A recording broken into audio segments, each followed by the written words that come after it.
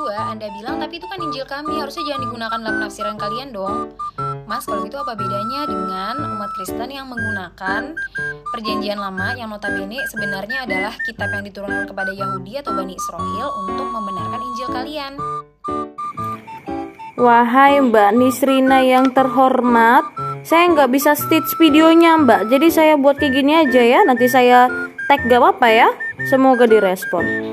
Jadi perjanjian lama itu tidak membenarkan perjanjian baru, bukan seperti itu Mbak. Bukan yang namanya kayak menyempurnakan atau apa, bukan. Tidak mengatakan perjanjian lama itu palsu, tidak seperti itu. Perjanjian baru itu hasil nubuatan-nubuatan, harapan-harapan, dan cerita mengenai kesaksian orang Israel mengenai Allahnya.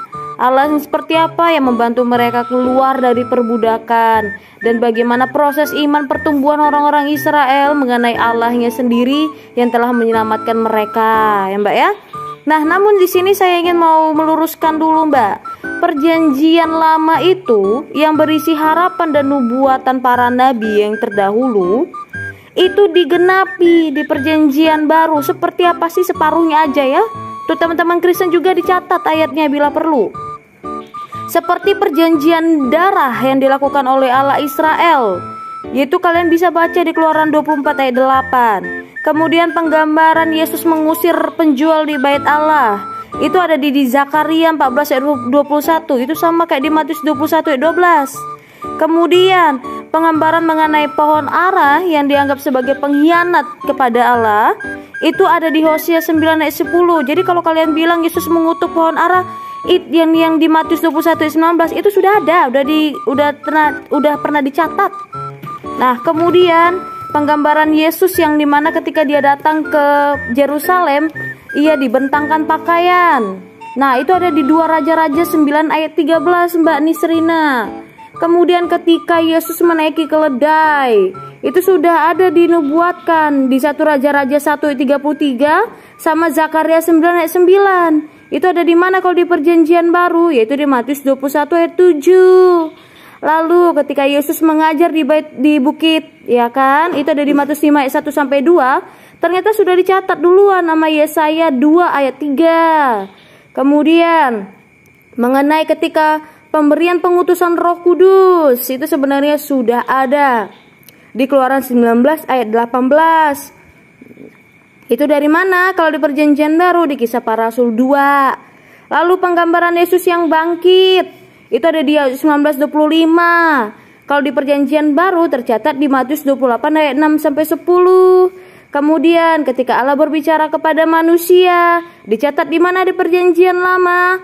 Keluaran 6 ayat 3, Keluaran 33 ayat 11, Kejadian 17 ayat 21 sampai 22.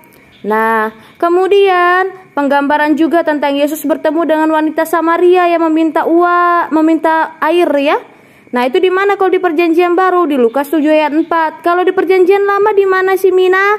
1 Raja-Raja 17 ayat 10 Mbak. Kemudian mengenai Yesus yang menyembuhkan orang tuli yang di Markus 7 ayat 32 sampai 35, itu sudah dinubuatkan di Yesaya 19 ayat 18. Kemudian mengenai Yesus yang bangkit di hari ketiga, itu sudah dinubuatkan di Hosea 6 ayat 2. Kemudian penggambaran mengenai Yesus yang menderita, disalibkan, pakaiannya harus dibuang dan diundi, itu di mana? Di Mazmur 22 ayat 16 sampai 18. Kalau di perjanjian baru di mana sih? Nah, sampai belepotan saya ngomong, Mbak. Itu di Matius 27 ayat 35, Markus 15 ayat 24, Lukas 23 ayat 34, Yohanes 19 ayat 24.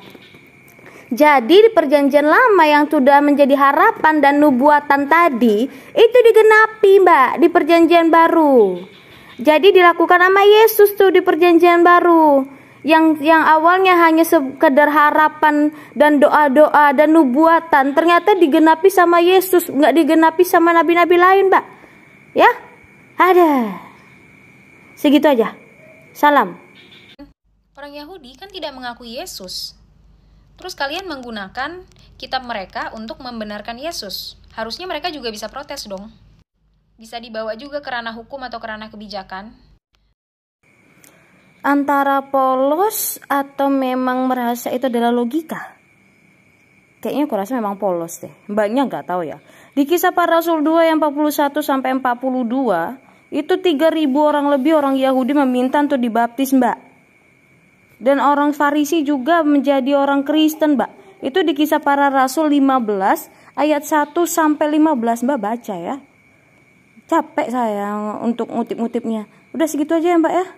Kalau bawa-bawa ke ranah hukum nggak ada, hukum nggak bahas agama, Mbak. Beda.